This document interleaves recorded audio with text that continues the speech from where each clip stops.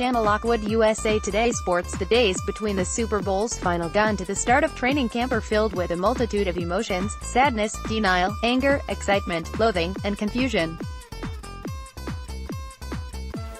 My patience for win-loss speculation, especially in the middle of April, quickly wears thin. Now, the NFL is so hungry to stay relevant it's resorted to wearing flag football games and making World Cup lineups with current NFL players. Support this writer and shop Amazon. Rejoice, gentle reader. The humid, scorched air of July is upon us. The lack of substance has reached its crest and is subsiding. In less than 2 weeks, the San Francisco 49ers open training camp and we can prepare ourselves for 6 months of football. If you're still looking for a few reasons to be excited for the start of the 2018 season, here are 3 to consider.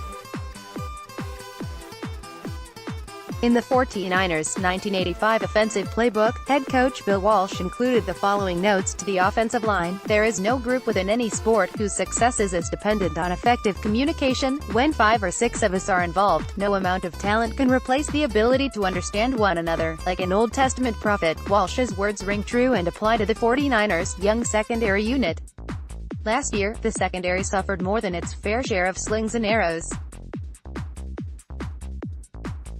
First, we saw Rashard Robinson's inability to play cornerback or special teams without committing multiple penalties.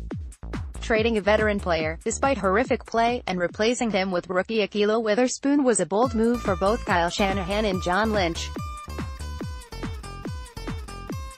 Gamble paid off in spades, as Witherspoon stepped up and was the solid defensive back the 49ers were lacking.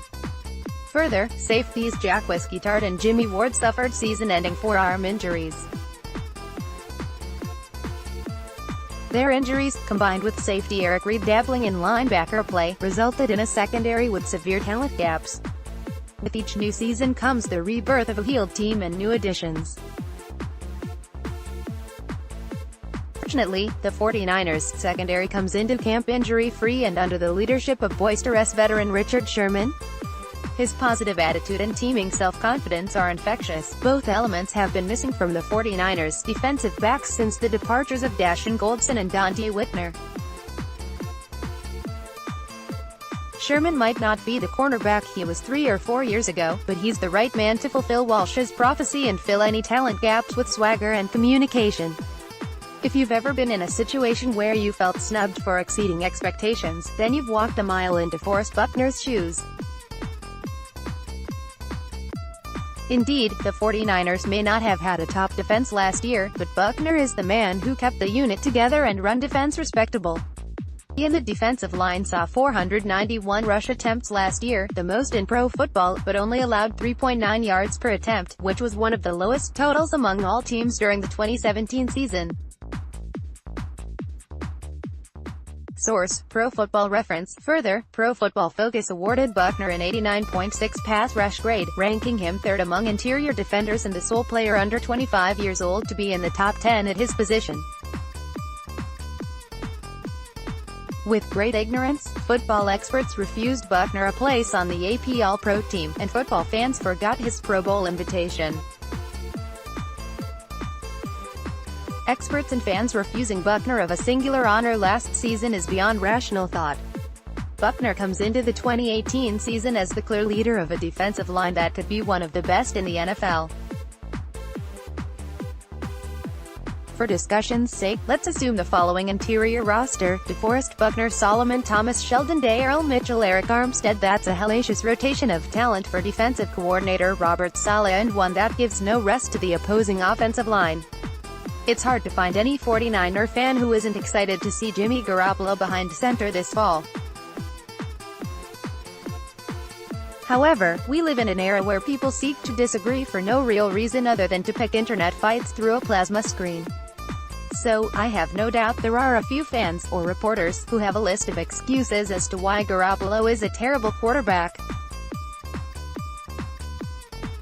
We all know Garoppolo has never lost an NFL game as a starting quarterback.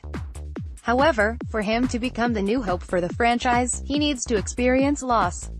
Let's face reality, the 49ers are not going 16-0 this season. So, what happens if the team loses 2 or 3 in a row? What if Garoppolo has 2 or 3 average or below average games in a row?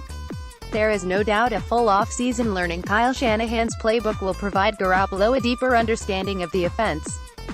What's unknown is how he bounces back from an inferior performance and keeps the 10 men on offense ready to walk into the molten depths of the earth with him.